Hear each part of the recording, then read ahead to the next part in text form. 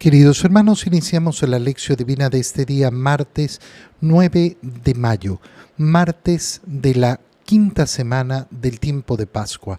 Por la señal de la Santa Cruz de nuestros enemigos, líbranos, Señor Dios nuestro, en el nombre del Padre, y del Hijo, y del Espíritu Santo. Amén. Señor mío y Dios mío, creo firmemente que estás aquí, que me ves, que me oyes. Te adoro con profunda reverencia, te pido perdón de mis pecados y gracia para hacer con fruto este tiempo de lección divina. Madre mía Inmaculada, San José, mi Padre y Señor, Ángel de mi guarda, interceded por mí. En este día martes, al continuar con la lectura del libro de los Hechos de los Apóstoles, leemos el capítulo 14, versículos 19 al 28. En aquellos días llegaron a Listra, procedentes de Antioquía y de Iconio, unos judíos que se ganaron a la multitud y apedrearon a Pablo. Lo dieron por muerto y lo arrastraron fuera de la ciudad. Cuando lo rodearon los discípulos, Pablo se levantó y regresó a la ciudad, pero al día siguiente salió con Bernabé hacia Derbe.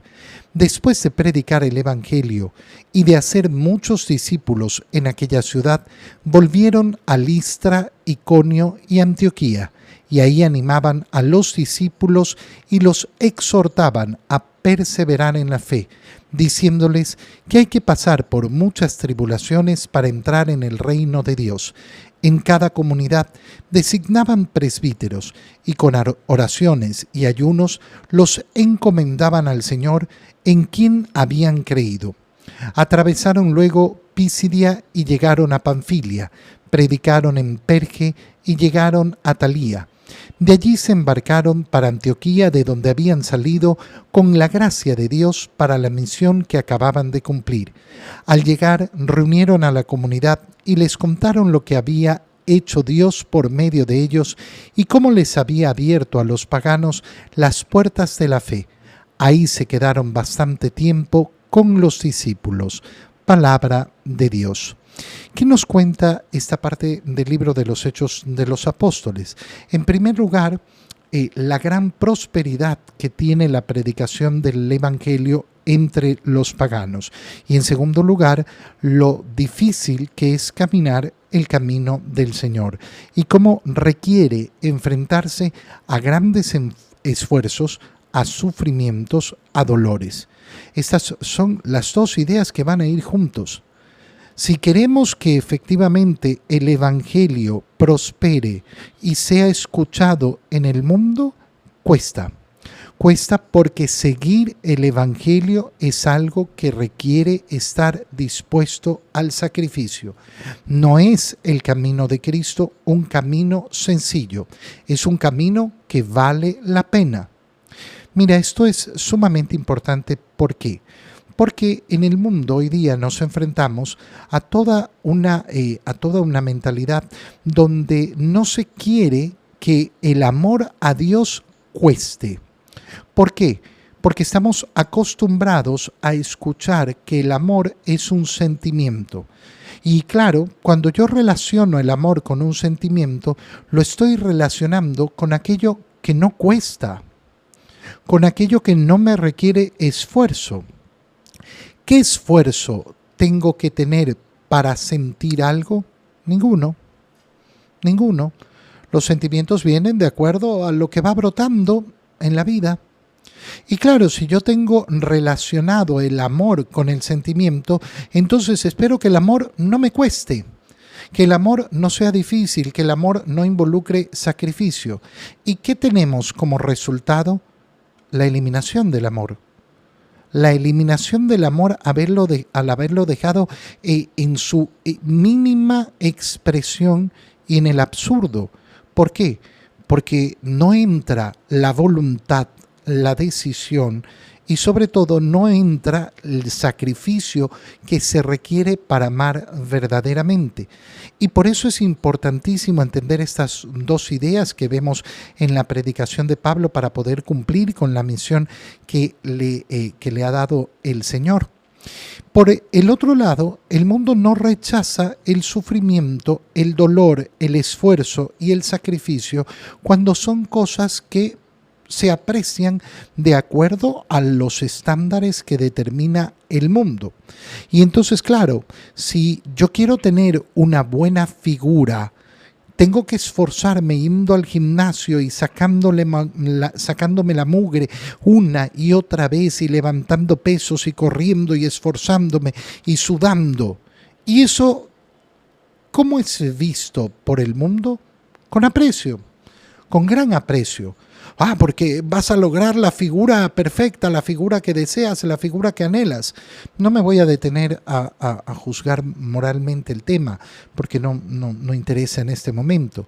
Pero, lógicamente, nos damos cuenta de cómo, para conseguir el bien moral, caminar el camino de Cristo, hay un rechazo absoluto. Yo no quiero esforzarme para conseguir el bien moral.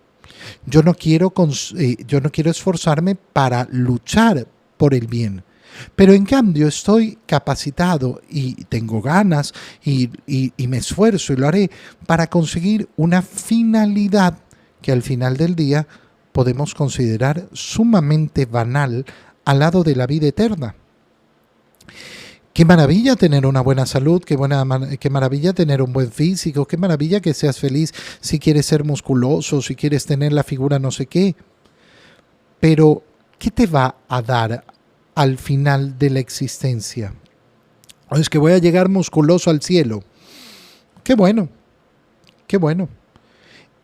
¿Y vas a ser mejor, feliz, llegando musculoso al cielo, llegando esbelto al cielo, llegando... Repito, no es algo contra el deseo de tener un buen físico, de estar delgado, de estar saludable. No.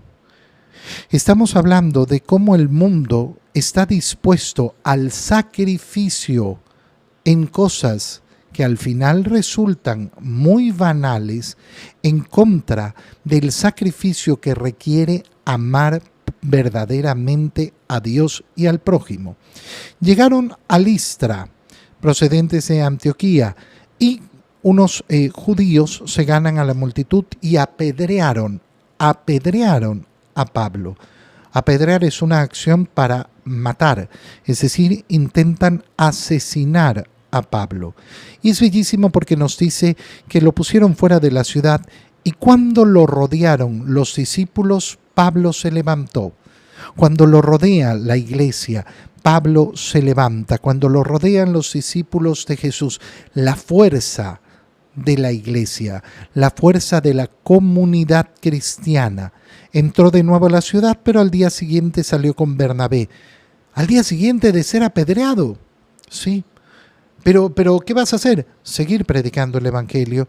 Y se fue entonces hacia Derbe, donde predicaron el Evangelio y se hicieron muchos discípulos. El sufrimiento que se le ha producido en Antioquía al ser apedreado da tremendos frutos en la siguiente ciudad. Ese sacrificio ofrecido al Señor, ese dolor, ese sufrimiento, esa injusticia ofrecida al Señor, da frutos tremendos en la predicación del Evangelio. Después de eso, volvieron a Listra, Iconio, Antioquía y animaban a los discípulos y los exhortaban a perseverar. Mira qué bonita esta frase. Los exhortan a perseverar en la fe, diciéndoles que hay que pasar por muchas tribulaciones para entrar en el reino de Dios. Hay que pasar por muchas tribulaciones. Quien quiere vender la idea de que el Evangelio, el seguimiento de Cristo, el camino hacia el cielo es fácil, miente, engaña. Y aquel que rechaza cualquier tipo de sufrimiento, lo que está haciendo es rechazar justamente el camino que nos conduce hacia el cielo. Y esto se basa en algo tan básico.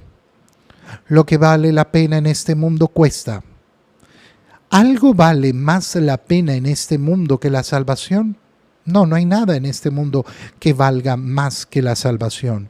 Y entonces vale la pena, vale efectivamente la pena ese sufrimiento. En cada comunidad además designan presbíteros con oraciones y ayunos para que la iglesia permanezca, para que siga creciendo, para que siga adelante. Siguen avanzando por todos lados y después vuelven a Antioquía, desde donde habían salido para esta gran misión, y reúnen a la comunidad y les contaron todo lo que Dios había hecho por medio de ellos, lo que Dios había hecho por medio de ellos. Los frutos de la evangelización le pertenecen a Dios. ¿Y los discípulos qué son? Son los servidores. Son los servidores. Por tanto, es una acción de Dios hecha por medio de ellos, con su esfuerzo, con su sacrificio. Pero al final la potencia que obra es siempre la de Dios. En el Evangelio, continuamos con la lectura del Evangelio de San Juan. Leemos el capítulo 14, versículos 27 al 31. En aquel tiempo Jesús dijo a sus discípulos: la paz les dejo, mi paz les doy. No se la doy como la da el mundo. No pierdan la paz ni se acobarden. Me han oído decir: me voy, pero volveré a su lado. Si me amaran, se alegrarían de que me vaya al Padre, porque el Padre es más que yo. Se lo he dicho ahora, antes de que suceda, para que cuando suceda crean. Ya no hablaré muchas cosas con ustedes, porque se acerca el príncipe de este mundo. No es que él tenga poder sobre mí, pero es necesario que el mundo sepa que amo al Padre y que cumplo exactamente lo que el Padre me ha mandado. Palabra del Señor. Es precioso al continuar en este discurso del Señor. Recuerda que estamos en la última cena, después del lavatorio de los pies, y el Señor le ha empezado diciéndoles: no pierdan la paz. Lo hemos leído el día domingo. No pierdan la paz. ¿De quién depende esto? De cada uno. Ahora el Señor entrega la paz necesaria para el corazón de los discípulos y les dice por eso: la paz les dejo, mi paz les doy. Pero inmediatamente hace la distinción: no se la doy como la da el mundo. ¿Cuál es la diferencia entre la paz de Cristo y la paz del mundo? Y esto es sumamente importante de tenerlo claro, porque lógicamente en el fondo de nuestro corazón siempre está el deseo de la paz. Aquel que quiere vivir en guerra tiene un problema espiritual o tiene un problema psicológico. Lo que anhela mi corazón es lógicamente la paz. Pero resulta que hay una distinción entre la paz de Cristo y la paz del mundo. La paz de Cristo es interna, paz interior.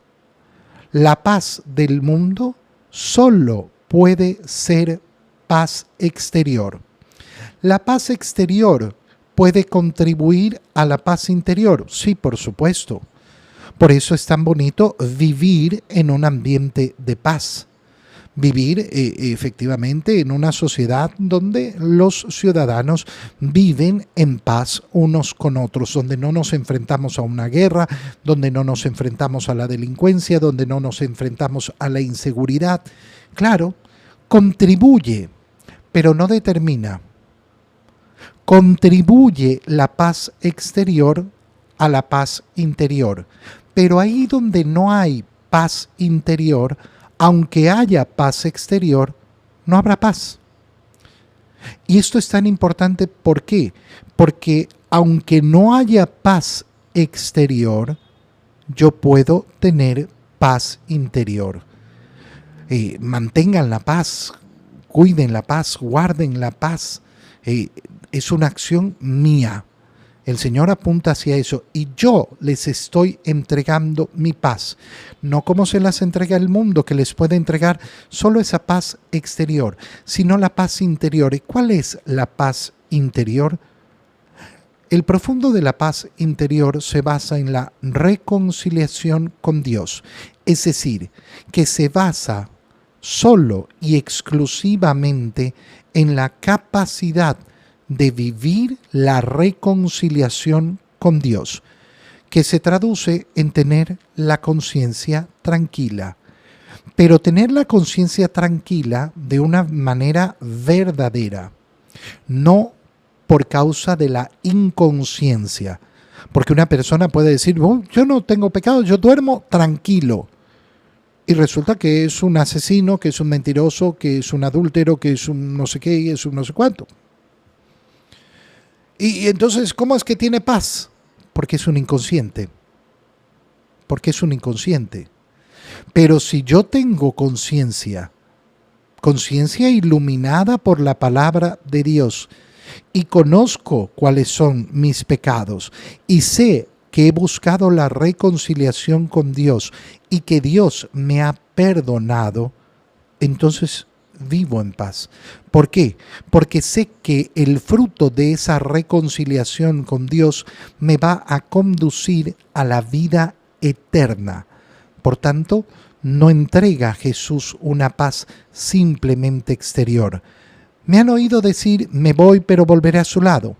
Si me amaran, se alegrarían de que me vaya al Padre, porque el Padre es más que yo. ¿Qué significa esto? Porque nosotros predicamos que Jesucristo es verdadero Dios y verdadero hombre. Como Dios, decimos que es la segunda persona de la Santísima Trinidad, el Hijo. ¿Y qué sostenemos sobre Dios? Que el Padre, el Hijo y el Espíritu Santo son de la misma naturaleza, un solo Dios. Por tanto, no puede haber una superioridad del Padre hacia el Hijo, ni del Hijo hacia el Espíritu Santo. ¿Por qué entonces Jesús dice que el Padre es más que yo? Y esto se explica por la dinámica del envío. El Padre ha enviado al Hijo. El Padre no es superior en cuanto a Dios al Hijo, pero el Padre es el que envía al Hijo para la salvación del mundo. En cuanto que es el que envía, es superior. Pero ¿cuál va a ser la respuesta del enviado? La respuesta del amor. La respuesta que efectivamente quiere cumplir la voluntad del Padre, como después lo va a decir el Señor. ¿Por qué tendrían que alegrarse? Porque voy al Padre. Las palabras del Señor se pueden leer de la siguiente manera: ustedes me van a ver morir en la cruz, pero alégrense, porque voy al Padre. ¿Qué es al final la esperanza cristiana? Me da pena y dolor la muerte de cualquier persona, por supuesto, por supuesto. Nadie se puede alegrar por la muerte de una persona, pero resulta que a pesar del dolor del fallecimiento está la alegría de la esperanza. ¿Por qué? Porque yo sé que la vida futura es mejor que la vida presente. ¿Me duele qué entonces? Me duele el que ya no tengo a esta persona conmigo, a esta persona que amaba. Me duele no tener a mi padre conmigo, me duele no tener a mi madre, me duele no tener a mi esposo, a mi esposa. Eso es un dolor. Pero resulta que ese dolor esconde la alegría de la esperanza cristiana de saber que si ellos han vivido en la gracia de Dios, han alcanzado lo que es mucho mejor. Se los he dicho ahora para que lo crean. Ya no hablaré muchas cosas con ustedes porque se acerca el príncipe de este mundo. Se acerca Satanás, es la hora de Satanás. Estamos en la última cena. Satanás y todo su complot, porque Satanás ha armado un complot como siempre. Cuando nosotros vemos el complot del mundo, no es que hay un jerarca mundial que está haciendo un complot. No, el complot del mal, que lo vemos tan efervescente por todos lados, es de aquel que es el príncipe de este mundo. Y va a llegar la hora de la pasión del Señor. Pero inmediatamente Jesús dice, pero Él no tiene poder sobre mí. Pero es necesario que el mundo sepa que amo al Padre y que cumplo exactamente su voluntad. ¿Por qué vale la pena el sufrimiento de la cruz? ¿Por qué vale la pena para los discípulos, para los que quieren seguir el camino de Cristo, todos los tormentos y los dolores como los que hemos visto en Pablo en la primera lectura? Por ese amor al Padre, por ese amor a Dios. Te doy gracias, Dios mío, por los buenos propósitos, afectos e inspiraciones que me has comunicado en este tiempo de lección divina. Te pido ayuda para ponerlos por obra. Madre mía Inmaculada, San José, mi Padre y Señor, Ángel de mi guarda, interceded por mí. María, Madre de la Iglesia, ruega por nosotros. Queridos hermanos, reciban mi bendición en este día para que el Señor ilumine su mente y su corazón en el nombre del Padre, y del Hijo y del Espíritu Santo. Amén. Que tengan todos un feliz día.